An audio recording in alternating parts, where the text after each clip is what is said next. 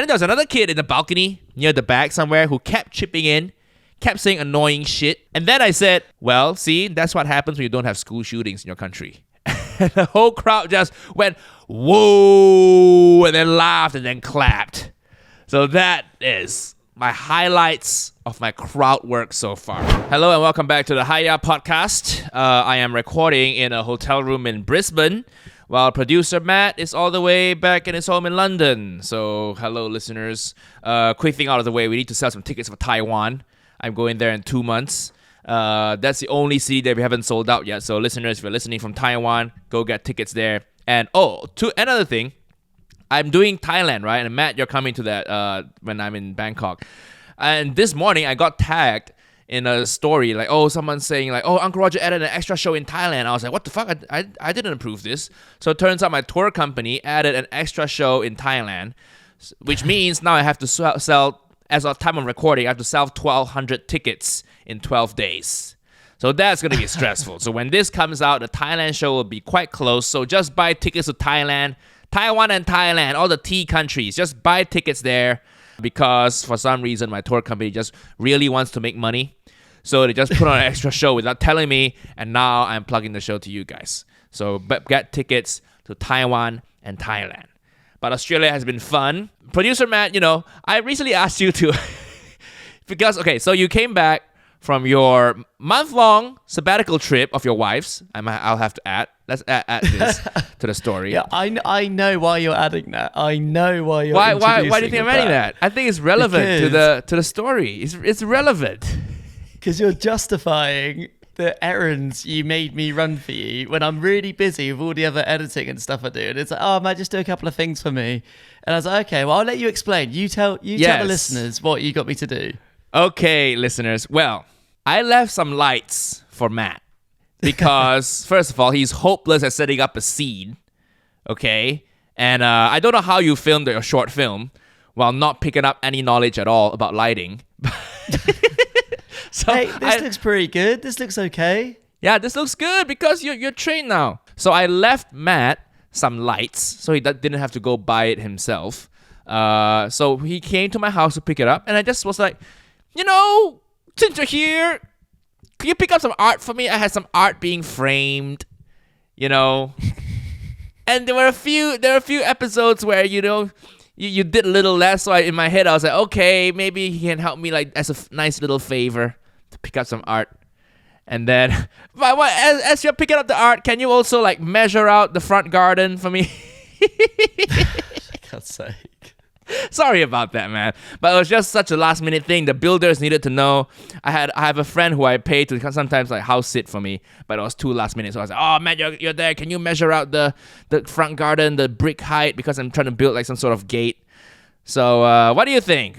I mean, look, the thing is, it took me back to when I was a runner on like TV sets and stuff, and the producers would be like, oh, can you just run this for me? And I'm like, yeah, fine. But it was like, I'm 30 now, and I'm like your little errand boy. You're the producer of the podcast. It was just quite demeaning, that was all. I was just like... Aww, okay. Well, I'm really sorry if it came across demeaning. No. It was only in my head because I'd done that before, but I was like, I'm still at the same level. This is still what I do. This is still who I am. No, that's not the level. You're the producer of the pod. But it was quite cute because I did get to speak to your neighbour because I think she definitely thought I was there trying to case the joint, so to speak. Because I look quite sketchy. Like I was wearing like my hat like I am today.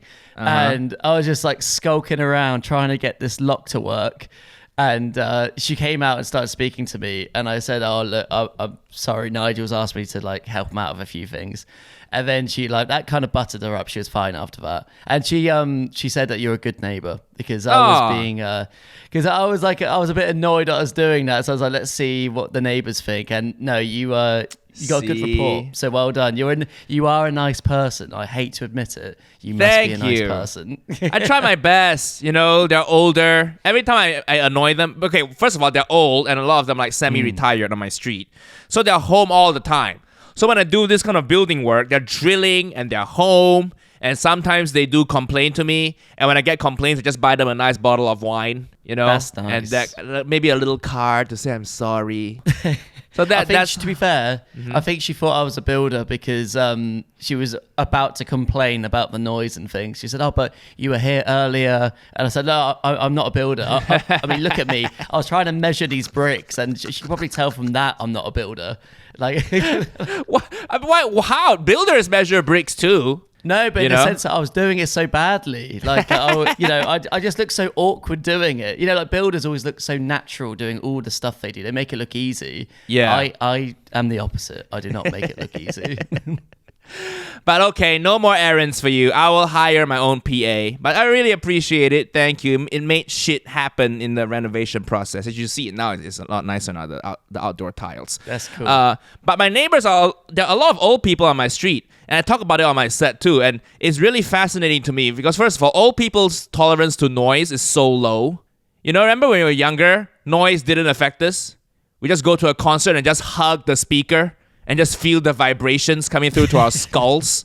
That's what we did when we were young, right? That's our wild times. And now as I get older, I get annoyed by shit. Somebody talking like 2 doors down from my hotel room, I can hear it. I hear the housekeeping people talking. I'm like, shut the fuck up as you vacuum, please. Can you talk inside other people's room and just close the door behind you? I think your tolerance for noise just gets lower and lower as you get older. I don't know why. Ironically, your hearing gets worse as you get older. So shouldn't your tolerance for noise get better? Because you can't hear shit anymore.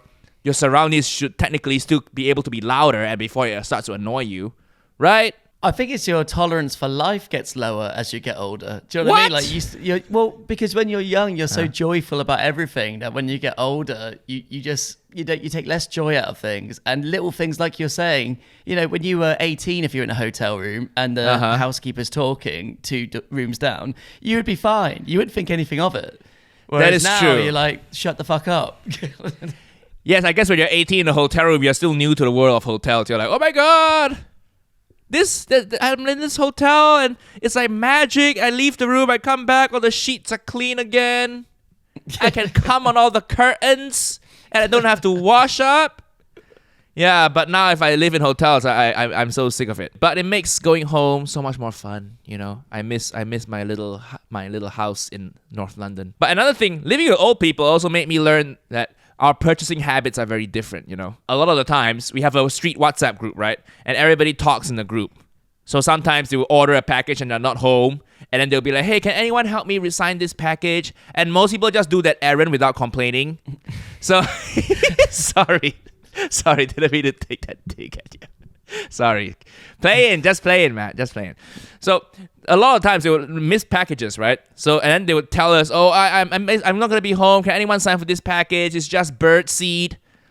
Old people buy a lot of bird seed.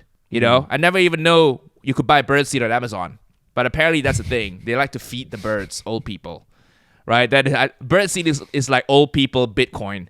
They just love it so much, and they talk about it in the group. And it's just weird things. Like what do we buy? I buy like, camera shit. Meanwhile, they're buying like bird seed and fertilizer for their gardens and all sorts of weird old people stuff, man. I don't know. But I'm glad to hear that I am a good neighbor. You passed the test. It's an important test to pass as well. Well done. I bribed them with wine because I'm a foodie, so I know what wines are good. They never treat themselves to good wine, these old people. It's very sad. They haven't lived. I guess they have more important things to worry about, like their children and their grandchildren, and feeding the birds. Yes, feeding the birds. It's their only friend. It's their only friend. They're like that. That old lady in Home Alone who's feeding the pigeons. I live with 12 of them on that street. That's what they do all day.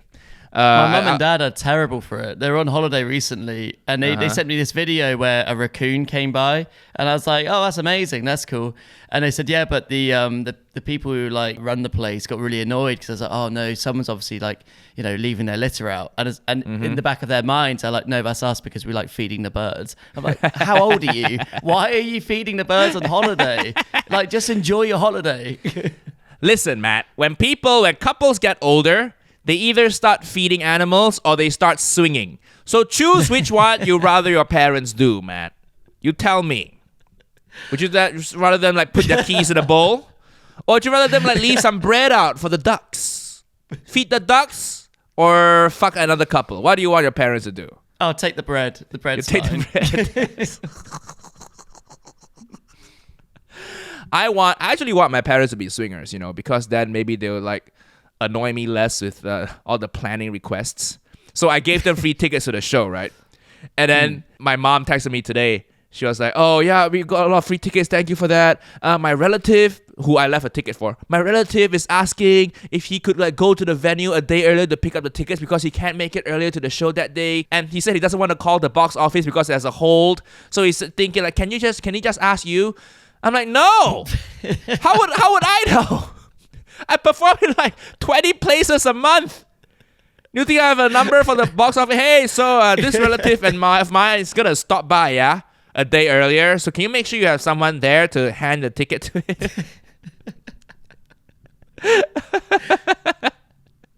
So I wish my parents would be into swinging because swinging teaches you good like life admin skills. You have to schedule each other's calendars. You have to find a time that works for everybody. And then you know not to annoy people with unnecessary detail and unnecessary jobs. Man, getting free tickets from my parents has been the hardest I've ever worked. But is that because they still they're still treating you like a kid, if you know what I mean? Like in their eyes, you're just Nigel. You're not Nigel Ung, the stand-up comedian. So they're like, oh Nigel, can you just do this for me? And it's like you're literally in Australia. You've been traveling from country to country. Hang on a minute at the airport. Let me just ring the box office and sort this out for you. They're treating me like how I'm treating you. It's not nice, is it? It's a little bit of that, sure, but it's more like they don't know how to give information because they haven't worked in a corporate setting in a while, right? When we write like an email in the office, you just show like the conclusion up top and then here's support your findings or what things you need people to do. You will tag them in, say I need this, action item, action item, action item. You're very clear, you're very precise, very concise as well. But for her, I was like, how many tickets do you want, Mom, to the show? And he said, yeah, I don't know. Maybe I'll ask my cousin. I think my cousin's friend is also in town and he wants to bring his daughter. That's it. That's the message back. So I'm like, okay, can I have name and number of tickets, please? And she would say, oh, do you remember this guy? This guy took care of you when you were a kid, and now he used to live in Australia, and now he lives in Malaysia, so he wants tickets too. Like, okay, name and number of tickets, please. They give you all the detail. Holy shit. Getting free tickets for my extended family has been the hardest I've worked. Oh. And then they will give you nicknames of the relatives. Say, oh, Ah Liang is in town. Can you get him tickets? I can't put Ah Liang on the box office. Like you have to collect it. You have to show ID at the box office. You can't. And in Malaysian culture, we call our relatives by their position in the family. So like third auntie, third cousin, elder cousin. So she would just say, yeah, your third auntie wants tickets. I'm like, okay, I can't put third auntie on the box office. So yeah, there's that. So it's like errands in a different way. It's like, it's extra work because I have to Sherlock Holmes that shit. I have to be like, so what exactly do you mean, Mom? You have to tell me. Let me read out the message. Okay, Singapore list. Dr. Ong and wife. Like, seriously. Dr. Ong and wife. Okay. What do you want me to put at the box office name? Surely she would be annoyed if she turned up and the ticket's just like, yo, wife. Yep, okay, yeah, your wife. and she'll also tell me who's not free to come. And I have to pass it. Okay, like Singapore, second message from Singapore. Ho Yi Chong and wife Ong Mei Ling. Moon and wife not free. But Wee Liang Yi and wife, maybe they will want 2 tickets. Liang Yi will be back in Singapore in a few hours' time. He went to France and he's coming back to Singapore. 大姨 means like the firstborn aunt. First aunt said he's looking for you. I already told first aunt you don't have time to meet in Singapore because you're there performing. Tell me, how many tickets? How many tickets do they want from this message? You literally just want like a list of names that you can forward on without any sort of communication. Yes. I don't care where they've been on holiday. I don't care where they were born. And if they want to get lunch with me. Oh my God. And then it's too much. It's too much. It makes me laugh now. I think I'm going to try to do this on stage. Trying to get free tickets for your Asian mom.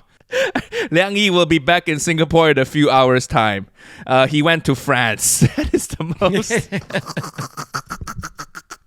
Oh my God! But I'm excited to be back in Malaysia in a few days. It's gonna be great. They want to do a press conference. The tour as a way of promoting a tour, which I don't. It's already sold out. So they want to do a press conference, and they say, "Oh, the press conference is going to talk about your journey into comedy and how you made it so big abroad." And I'm like, "A comic doing a press conference? People are going to think I got cancelled, and I'm doing I'm doing a press conference to explain myself." That is a terrible idea, but I guess like okay, fine. It's my home country, and there is very few things they can celebrate in Malaysia. You know? So, very few people. We got. Have you heard of Joe Low? Do you know this guy? This tycoon, He just embezzled a lot of Malaysian money. He parties with Leonardo DiCaprio, and I think he paid Miranda Kerr and Paris Hilton to be on a boat with him. They said he dated them, but I really doubt it because he looks like an ugly version of Kim Jong-un, you know. And it's really hard to go a step lower. You know, he's a bit chubby. He's very rich, but like. You know, Miranda Kerr, she's a successful woman in her own right. She doesn't need to go that route. Let's put it that way. So that's who people know Malaysia for, and the missing planes, I guess. So there's not a lot to celebrate coming out from Malaysia, is there? So I guess okay, for my people, I will do it, and I'll do that press conference. It's gonna be the most awkward thing because it's either I'll be super bored. Or I will go podcast mode and just shock everybody. I hope the Malaysian journalist is there, and I hope she asks you about Michelle Yeoh. Imagine if June H.L. Wong is there, the journalist. Hey, Nigel, question, Nigel, question. So, when do you think you'll be as successful as Michelle Yeoh? Or no, not even when. Why aren't you? Yeah. Why aren't you as successful as Michelle Yeoh? Well, maybe because when she was acting, I wasn't even born. So she has like a 40-year head start ahead of me, maybe, 30 years. But yeah, that's maybe cool, she'll be there. I've not heard of comedians doing press conferences. That's really cool. That's nice. Like I said, man, in Malaysia, once you have a little bit of name, they treat you like a celebrity or that kind of thing. But the comedian track isn't there yet. Comedians don't do press conferences, man. I'm not like going to a UFC fight. There's no weigh-in. Who am I gonna stare down at that fight? Just stare at the journalist, stare at June H.L. Wong. Are you essentially gonna have to do like an impromptu gig for them almost? Because like footballers, when they're bored, they do a press conference and they'll do like some tricks with the ball and things like that. Oh shit! Is that what they're expecting from you? Like you need to do like a 10-minute set. They have a walk there waiting for me to make fried rice for them? No, please. I started to think it is a bad idea, people. I'm starting to think this is going to be the downfall of me. And I feel like there's so many cameras. And you know how newspapers are. I can't go as hard as this podcast because like the context is just all sorts of wrong for it. And we'll see how it goes, listeners. We'll see. Hopefully they'll record the whole thing, and I'll behave. I won't go as hard. Oh, we can react to it on the podcast. That would be amazing. Oh no, yeah. Let's react to it on the podcast. Let me see what crazy shit I can say to make all the Malaysians hate me. But yeah, listeners, last week we had Aussie Man on the podcast. It was super fun, and he lives in Perth, which is a place in Australia. Australia is already a place where it's so isolated, where nothing happens, because every city I go to, I eat at an Asian restaurant and they all know me and they're like, holy shit, Uncle Roger, we all know you're in town. You know, everybody's been posting about you. I'm like, do you get the news here in Australia? Because I'm sure there are more important things happening in the world apart from Uncle Roger in town. So it's very welcoming and nice, but there's just not much. I like Australia. I like it here a lot, but I can't live here. It's too comfortable for me. Nothing happens. That's one. And there's a lot of Asian people, so I feel too in my zone. I feel too comfortable. Comedy always comes from discomfort, just always feeling out of place, always finding things weird. That's where a lot of my comedy comes from. Always being the underdog in a sense, right? Always having the frustration. Why aren't people doing the things the way I used to do them, which I think it's a better way. That's the gist of my comedy. But if I live here, then there's too supportive, there's too many Malaysians, I feel too comfortable. So it's good for my life, but not good for my comedy. Maybe I'll retire here or something. But I think I'm still going to go back to London and then move to LA next year. That's still the plan. You need to live in countries where the norm isn't to use a rice cooker. So wherever you go, Exactly. you know, this is probably going to be shit. But I need to live in countries where the norm isn't me. Yes. Here the norm is me, and Asians are pretty popular here. You get, like, there are people here who immigrate to this country and don't even speak English, and they can survive just fine. Yeah, because you have whole suburbs of just Asian people. that's amazing. That's cool. Yeah, it's good if you just want to eke out a living, but as someone in the creative field, and because my humor is based off like culture clashes, not good for me comedy wise. So I'm gonna do that. And your food, the national food here isn't great either. Vegemite, everybody's telling me to try Vegemite, which is like an Australian version of Marmite. You know, there's so much Asian food here, so much Malaysian food, and you choose Vegemite. What are you, crazy? You know, so I don't want to do that. But what else? Aussie Man is cool. We did the interview. He's so funny, man. That guy, Aussie Man, he can review, like, he does like reaction videos, commentary stuff. He reacts to, like, he can make like two badgers fighting. He can make that funny. In the interview, we talked about I don't know how when I interview people, it's not an interview. I always tell them it's not going to be an interview. I'm going to say some crazy shit and we'll just react to it and just have a conversation. So we talk about having a threesome. So I think a few people have been commenting about that and asking me like, what? Wait, what? You know. So I guess we have to talk about that on the pod. So I recently had a fun time with two gal pals. You know, with two very respectful fun. Okay, don't come at me with your feminism. It was all fun and mutual and respectful and consensual and everything. It passes, my threesome passes the Bechdel test, okay? So it's me and two people I'm just casually seeing. And it's so good. It's so different. First of all, you don't just get into it, right? So we had dinner first, and we just chatted in my garden. It was in London. It was really fun. Just chatted in the garden. And one side benefit about having a threesome is you will learn a lot about horoscopes. Because for some reason, they both were so into it. It's a woman thing, isn't it? And then, but when a woman's hanging out with you one-on-one, when the woman's hanging out with a guy, they won't bring it up. Because they're like, oh, the guy won't be interested. As the same way a guy won't bring up sports when he's hanging out one-on-one with a girl, right? But if there's two women, holy shit, all the woman topics comes up. Oh, I'm Leo, but Sagittarius rising, and this means that I A, B, C, and D, E. What is this? They showed each other an app that tracks the thing. Like, I know you can track your menstrual cycles, but I didn't know you could track this like horoscope shit. You know? So I learned a lot. I learned that I'm Pisces, but something else rising, and I don't fucking know. I still think it's a bunch of lies and it's a sham horoscopes. But whatever floats their boat, you know. I'm not trying to talk myself out of the threesome by pissing them off, you know. So I just sat there and just nodded. Yeah. It's so fascinating. But can we bang now? Well, that's another thing too. A threesome, you got to build up to it. You got to build up to it because I knew both of them, but they didn't know each other. So I had to make sure they kind of get along with each other, and it's all good. And I have to say, if you have opportunity to try one, you got to try one, okay? Because it's very different from the threesome you see in porn, okay? Threesomes in porn, if it's a guy and two women, it's very geared towards the guy. You know, it's like almost like a fantasy type thing. And then, but in the real world, if both the women are bi, they just go at it on each other. Sometimes they'll just ignore you for a little bit. They want to have fun with each other too, right? And they both knew me too. So I'm like, yeah, I've done him before. That's boring now. There's a new thing here. This new thing. So they just go at it with each other. And it makes you realize that you're not actually that good in bed. Threesomes will make you realize that, because with each of them individually, we get together, sometimes make them come 2 or 3 times, and then I'm like, oh, it's pretty good, pat on the back, pat myself on the back.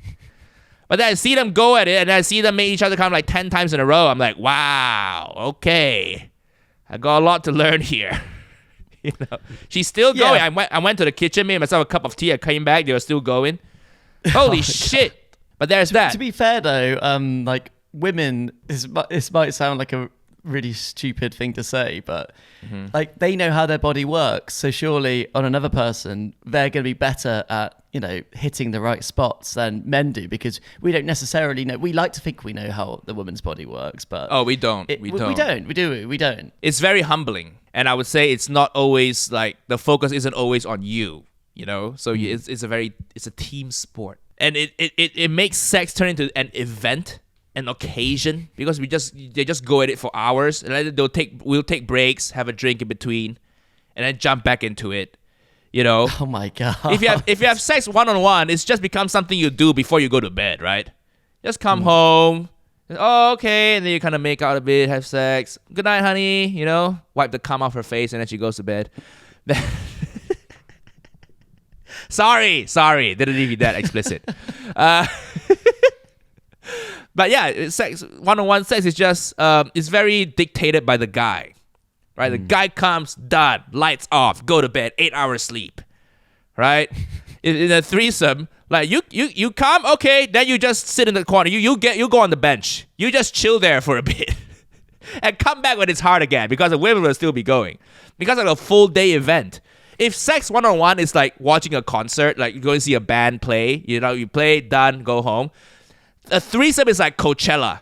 It's like all day, and then you're just sitting there on the field. You're like, wow, it's still going? It's still going. Wow. Okay. It sounds like wrestling, where you tap in and tap out, essentially. So maybe the next time you need to go to an orgy, Nigel. That's your next step, isn't it, in your sexual awakening? Oh, my sexual awakening. I don't need to be awakened anymore, I think that's about my level. I think I've found my line of adventurousness. I've done them all. Next step is to settle down and have 2 kids. That's my next step. It's really hard when I'm so open on the podcast and everybody knows every single secret I have. And it's not good. It's not good. It's why we love you, though. You make yourself vulnerable. It's great. Thank you. We want to know if you're coming on their face and wiping it off before you go to sleep. These are the details that draw us to you. Never stop. Thank you. I will make sure to bring this up on the press conference. 10:30 a.m. at a hotel conference room. So, hello, Malaysians. As one of your pride and glory, let me ask you this. When was the last time you had a threesome, huh? But yeah, I recommend trying it if you're adventurous like me, because it's a very different experience, and it's not like, I like it how it's not like I had a threesome, bro. It's not something worth bragging about. It's a learning experience to see how women do stuff to each other. I picked up so many tips and tricks in bed, from both of them, and I'm like, okay, store that in my head. Gonna use that on other people next time. It is a good thing. I've also been watching a lot of gold digger videos. I've been watching this YouTuber called Spencer Cornelius, and he talks about how actors and NBA players go broke. And that is good financial advice, the best financial advice, If you have any sort of name or recognition, the best financial advice is not, invest in index funds, invest in the stock market, save up your money. No, that's not good advice at all. The best advice is don't fuck the Instagram thoughts. Don't fuck them hoes. Because child support, that's the killer. Child support is the thing that kills you. It's a percentage of your income when the child was conceived, so they don't care if you're at the peak of your career and you get someone pregnant. It's 18 years times that percent of your income for 18 years. Oh my god. So that's so much pressure, isn't it? It's so much pressure. Now I feel like, okay, if I meet someone and we hook up, what am I gonna do with a condom? Do I have to flush it down the toilet? Am I Drake level now, putting hot sauce in the condoms? I mean, but listen, nobody exactly queuing up for to sleep with a YouTuber. Because the thing with NBA players is, turns out you could like, they have so many stats about them. These gold diggers would find these stats about them, including future income, and then just go for the people, the people with longevity. They know they can get second contract, third contract. They have all these stats and projected stats. So they'll have projected earnings over a career. So that's like a business, essentially. They're entrepreneurs. Gold diggers are entrepreneurs. Yeah, it's actually kind of impressive. And some of them are very transparent about it. So they just go for these guys. And the guys are dumb. They fall for that shit. You know, but it's good learning experience for me too. Child support, man. That is, we're avoiding that shit. I'm pushing her down a flight of stairs if you get someone pregnant. Jesus Christ. I'd rather pay, like, if you push someone down a flight of stairs, right, and the baby's gone, they take you to court, right, and then you lose the court case, you still end up paying less than 80 years of child support. Let me tell you. Oh my God, that is so bad. Economically, the incentive is to push that bitch off some stairs. I think that might be the worst thing you've said. What? I think that's the worst thing you've said on the podcast. Why am I laughing? It's so bad. Because it's funny.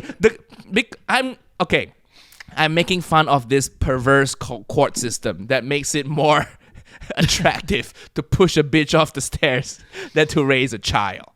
Okay, the world is a bit screwed in that end, because I think when they wrote these laws, they wrote it for like the average person, right? But if you get to NBA level, your income is just so much of an outlier. The laws aren't catered for you. So basically, the more money you make, the more attractive a proposition it is to push someone off the stairs. I'm worried because you've got a lot of stairs in your house as well. That's true. Those will come in handy. Just kidding, listeners. Just kidding. It's always safe sex. You know, if it happens at all. I don't do that well with the ladies. I do okay. But that's what I've been spending my time doing. Looking at YouTube videos about all of this bullshit. Are you getting a bit paranoid? Is this what's happened? Is this because you're touring and you're like, it's quite a solitary thing, isn't it? It's just like the rabbit hole you've fallen down. Sometimes, yeah, because like, what else do? You just watch YouTube videos, right? You're stuck at the airport. What do? I just watch YouTube videos, and I'm fascinated about how people go broke. You know, rapper. They did a case study on 50 Cent, the rapper. He went bankrupt, didn't he? Yeah, he went bankrupt. And another big reason is they buy too big of a house and then they can't sell, because they'll buy big ass mansions, they'll custom build it, and then they realize, oh, nobody can buy it because it's too expensive. Yeah. So good thing I haven't done any of those. I haven't made any of those mistakes. I'm actually quite responsible when it comes to my money. I think it's an Asian thing. That's one good thing about being Asian, you know. Until some gold diggers come, you know. Yeah, that's the good thing about being Asian, but it's the bad thing about being a man. Do you know what I mean? Like, women. Oh, be very careful, Matt. Be very careful. Remember when the podcast first started and Matt came on board? He was just so shy and hesitant to expose his views. We've got him. We've turned Matt into a men's rights activist now. Well, what I mean is, like, men think with their dicks, is what I'm saying. I'm not saying it's women's fault or anything like that. I'm saying that it's good that you're Asian because you're careful with money, but it's bad that you're a man because you will think with your dick. So are you more of a man than you are Asian? I guess that's the question. That we will find out. Just gotta be safe, man. Just gotta be gotta be careful. But welcome to the show, Red Pill Matt. Producer Red Pill Matt. Are you saying that it's so unfair? Women get preferential treatment. That's what you're saying, I think. I think it's the hat. It's not me. I think there's something in this hat. I remember my show in Sydney, right? It was one of my best shows in Australia so far. Thank you to everyone who came out. Sydney Enmore Theatre, beautiful theatre. And there were a few kids in that show, like 14, 15-year-olds. One of them was in the front row. Shout out to Charlie. If you listen to the podcast, shout out to Charlie. And I was going extra hard on that roast, man. Because... So Charlie was a 14-year-old kid, boy in the front row, super fun. We just had a good banter. I made fun of him, made fun of his parents. He was with the parents, made fun of the parents and him. And then there was another kid in the balcony near the back somewhere who kept chipping in, kept saying annoying shit, you know, and everybody was getting a little bit annoyed. I was talking to another guy in the front row, Michael, and then the kid in the back row was like, "Stop talking to Michael. He's a loser." And then people would be like, "Oh." And I told him, "Shut the fuck up. Shut the fuck up, kid back there." And then I said, which I'm very proud of, but we didn't record this, unfortunately. And then I said, "Shut the fuck up, kid." Everybody, that gets a laugh. And I said, "Well, see, that's what happens when you don't have school shootings in your country." And the whole crowd just went, "Whoa," and then laughed and then clapped. So that is my highlights of my crowd work so far. I know you kind of had to be there, I guess, but I just wanted to bring it up. You know, God. in Australia, it's too safe. And people are still making Will Smith jokes here. You know, yesterday on stage, wow. somebody was like, "I'm going to come out and Will Smith you." I'm like, "Wow, did you just get the news? You're still talking about this? You're still talking about this, Australia? Wow. 3 months now. I guess next month you're going to talk about Johnny Depp and Amber Heard, right? Next month?" Shit travels slow here. Shit travels slow. Yeah, so listeners, remember to get tickets for Taiwan and Thailand. I'll be nice to Taiwan. I kind of have a joke about them. I shit on them a little bit in my set. So let's see if I might do that. I might do that joke in Taiwan.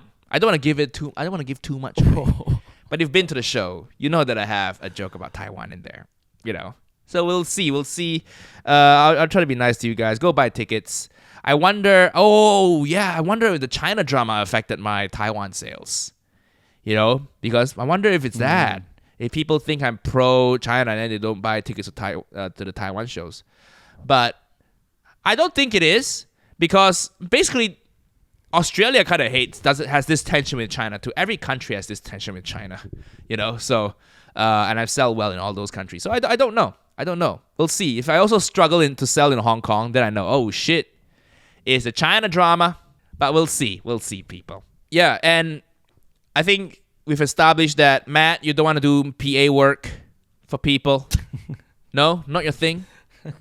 Okay, what if I start paying you really well? What if I make an offer you can't refuse one day when the podcast grows more? Keep listening, guys, so I can pay Matt really well to just measure shit for me and run across town to pick up a tin of biscuits or something. If you want to do that, I reckon I could take the money for a year and then save it up and eventually plan my escape. What if I say, if you do all these errands for me, I'll finance your next short film? Oh. I will be the next Joe Low, you know. He financed Wolf of Wall Street, you know. Did he really? That criminal guy. He financed Wolf of Wall Street, which is a bit ironic, right? Like a financial criminal to finance a show about a financial criminal. But yeah, well, thank you for doing those errands, man. I appreciate it. I will make you do more. It's because you didn't do a few things. Oh yeah, the Quiz Jubilee weekend. I was like, we interviewed Reno recently, Reno Ponomo. The episode's coming out next week, but we interviewed him already. And that was Friday. And I texted Matt like, hey, can you help me do some research on Reno for Sunday? Because I was interviewing Aussie Man. I said, can you help me do research on Aussie Man in 12 hours? I'm interviewing him. That's a bit too short notice. I get it. But then I'm like, can you do it for Reno in 2 days? And then Matt just went, sorry, I got plans. It's the Jubilee weekend. It's it was a big deal here. It was huge. Is it? Yeah. What happened there? What happened? Well, there was it's just a bank holiday, isn't it? It's just a bank holiday. Thursday and Friday were bank holidays, and then Saturday and Sunday there were all the parties and stuff. It was a whole thing. I was going back to see family and things in Bournemouth, so I genuinely didn't have time. Oh, it's okay. But I mean, look, you did a good job. It's okay. I think so. Sometimes if I don't know anything about a person, it actually goes better because then I just treat them like a normal human being. But in Japan, we have a really entertaining guest coming up. We're not gonna divulge too much information, but it's someone whose content I consumed a lot when I was younger. Let's put it that way. This person is a fan of the Uncle Roger videos, which is why we connected, and then I'm really excited to interview this person. And they are also excited to do this podcast. So make sure you do your research for that. But if you don't want to do that, I have other errands. You choose, Matt. Do you want to do research or do you want to run some errands? I have some pictures I need to hang on the wall. I have some packages I'm expecting. I'm expecting a floor lamp, you know. You choose. You choose. I'll do the work. Don't worry. See you next week.